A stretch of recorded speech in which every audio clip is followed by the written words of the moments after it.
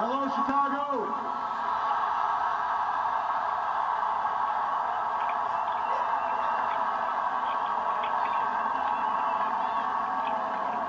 If there is anyone out there who still doubts that America is a place where all things are possible, who still wonders if the dream of our founders is alive in our time, who still questions the power of our democracy. He just better hope that don't nobody start shooting.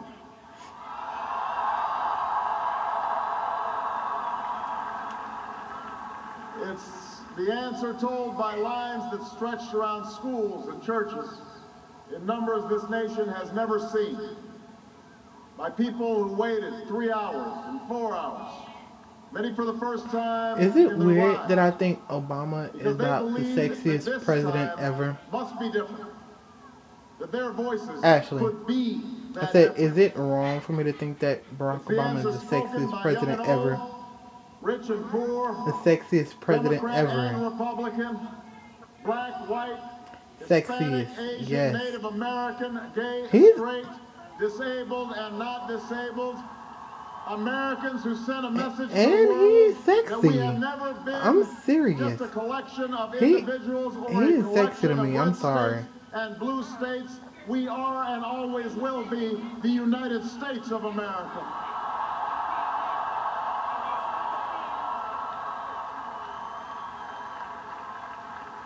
Yeah.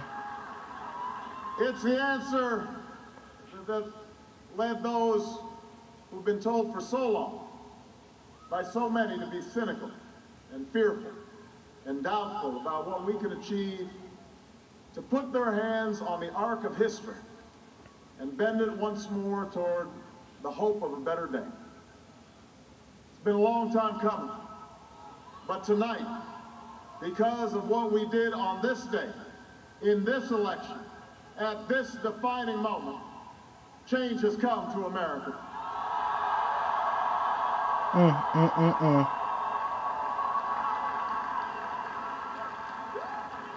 Some said it couldn't be done, but it has been done. I received an extraordinarily gracious call from Senator McCain. Senator McCain fought long and hard in this campaign, and he's fought even longer and harder for the country that he loves.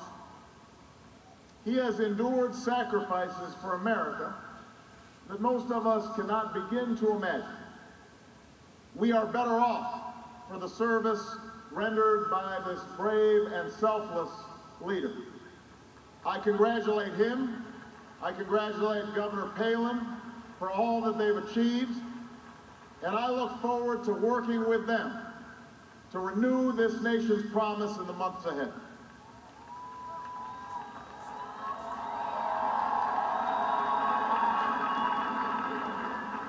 I want to thank my partner in this journey, a man who campaigned from his heart and spoke for the men and women he grew up with on the streets of Scranton and rode with on the train home to Delaware, the Vice President-elect of the United States, Joe Biden. It would have been better if he would have had Hillary Clinton, but oh well.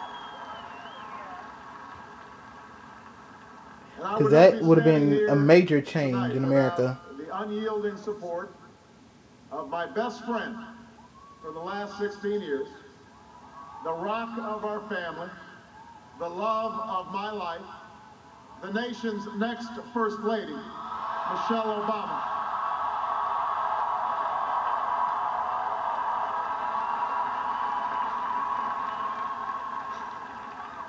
Sasha and Malia, I love you both more than you can imagine.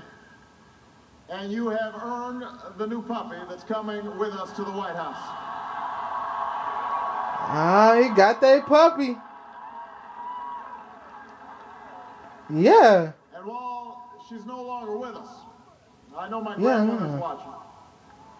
Along with the family that made me who I am. I miss them tonight. I know that my debt to them. His grandmother must have already knew that that he was to my going to be sister president. So Maya, she was like, my well, sister since I already Amo, know, all my ain't other no, brothers and sisters. you Thank know, you so sense in me much for staying all the around to support that see it you've given me. happen. I am grateful to them.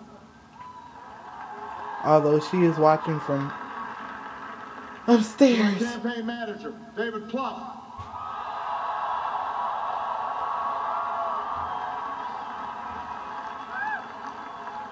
The unsung hero of this campaign, who built the best political campaign, I think, in the history of the United States of America. Dang, this whole video gonna be long. My chief strategist, David Axelrod, who's been a partner with me every step of the way. Yeah. To the best campaign team ever assembled in the history of politics, you made this happen, and I am forever grateful for what you've sacrificed to get it done. But above all, I will never forget who this victory truly belongs to. It belongs to you. It belongs to you. I was never the likeliest candidate for this office.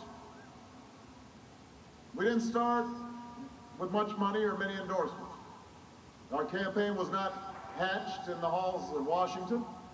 It began in the backyards of Des Moines, in the living rooms of Concord, in the front porches of Charleston.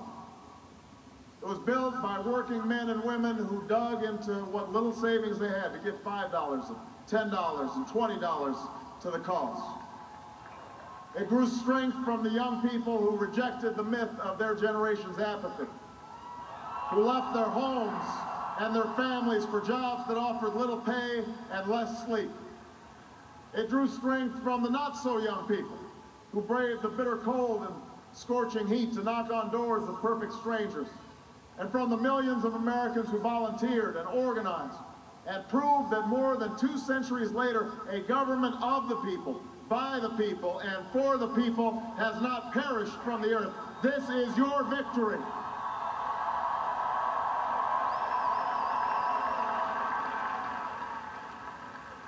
Now, I know you didn't do this just to win an election. I know you didn't do it for me. You did it because you understand the enormity of the task that lies ahead. For even as we celebrate tonight, we know the challenges that tomorrow will bring are the greatest of our lifetime. 2 wars, a planet in peril, the worst financial crisis in a century. Even as we stand here tonight, we know there are brave Americans waking up in the deserts of Iraq and the mountains of Afghanistan to risk their lives for us. There are mothers and fathers who will lie awake after their children fall asleep and wonder how they'll make the mortgage, or pay their doctor's bills, or save enough for their child's college education. There's new energy to harness, new jobs to be created, new schools to build, and threats to meet, alliances to repair. The road ahead will be long. Our climb will be steep. We may not get there in 1 year or even in 1 term. But America, I have never been more hopeful than I am tonight that we will get there. I promise you, we as a people will get there. All right, come on, Obama. Cut your message short. Cause only got like 50 seconds left. Come on now. There will be setbacks and false starts. There are many who won't agree with every decision or policy I make as president. And we know the government can't solve every problem. I think it's gonna be 90 minutes long, this video. But I ain't gonna get the rest of it. I will listen to you, especially when we disagree. And above all, I will ask you to join in the work of remaking this nation the only way it's been done in America for 221 years. Block by block, brick by brick, calloused hand by calloused hand. What began 21 months ago in the depths of winter cannot end on this autumn night. This victory alone is not the change we seek. It is only the chance for us to make that change. 3, 2, 1.